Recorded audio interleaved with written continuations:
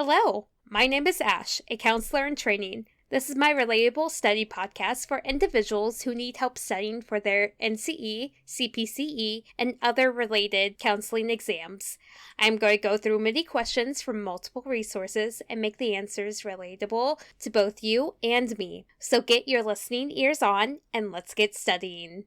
Interpersonal therapy is generally most effective for which of the following? A. Depressive episodes associated with specific situations. B. Major depressive episodes. C. Depressive episodes associated with bipolar disorder. D. Depressive episodes associated with PTSD.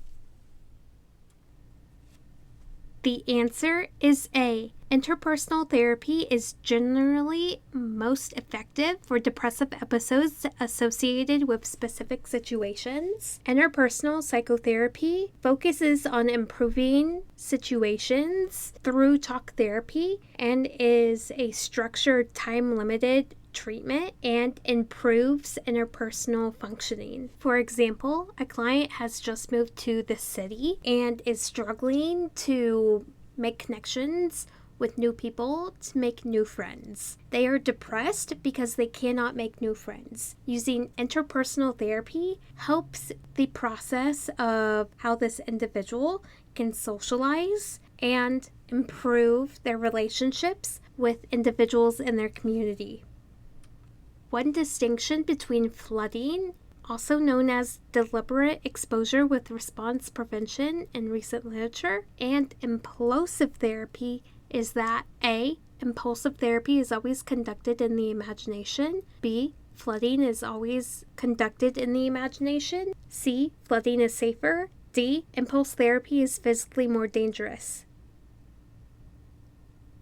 The answer is A. One distinction between flooding and impulse therapy is that impulse therapy is always conducted in the imagination. Flooding is not conducted in the imagination because you are deliberately exposing an individual with memories or experiences or techniques that help them process events and experiences with a response prevention. And impulse therapy conducts experiences and problems as well as solutions in the imagination. For example, impulse therapy, you inform the client that they are holding their fear of spiders using their imagination and holding that spider in their hands. That is impulsive therapy.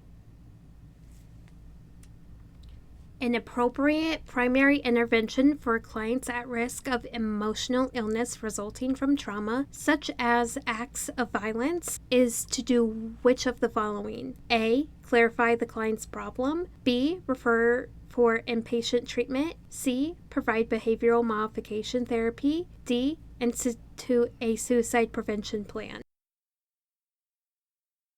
The answer is A. Clarify the client's problem is an appropriate primary intervention for clients who are at risk of emotional illness from trauma. Being able to identify the problem can also help form the treatment plan and figure out interventions to help the client.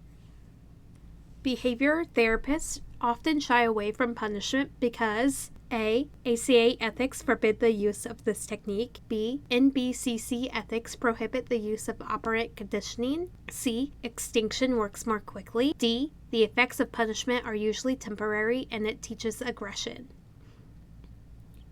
The answer is D. Behavior therapists often shy away from punishment because the effects of punishment are usually temporary and it teaches aggression. For example, if a parent disciplines their child via spanking, it will enforce that spanking is bad and it is okay to hit others. Behavior therapists will shy away from punishment like this because it is ineffective and there are better ways to use punishments through reinforcement. B.F. Skinner believed that punishment was A. a very effective technique in behavior modification. B. Counterproductive in behavior modification. C. Central to the behavior modification. D. Better used as a last option in behavior modification. The answer is D. B.F. Skinner believed that punishment was better used as a last option in behavior modification. This is because Skinner believed that punished behavior often returns once the threat of the punishment is removed. He wanted to focus on the target behavior and to see if consequences were delivered. He wanted to use punishment as the last option in modifying behavior. And that is all 5 questions for this episode. Thank you for listening. Keep calm and study on.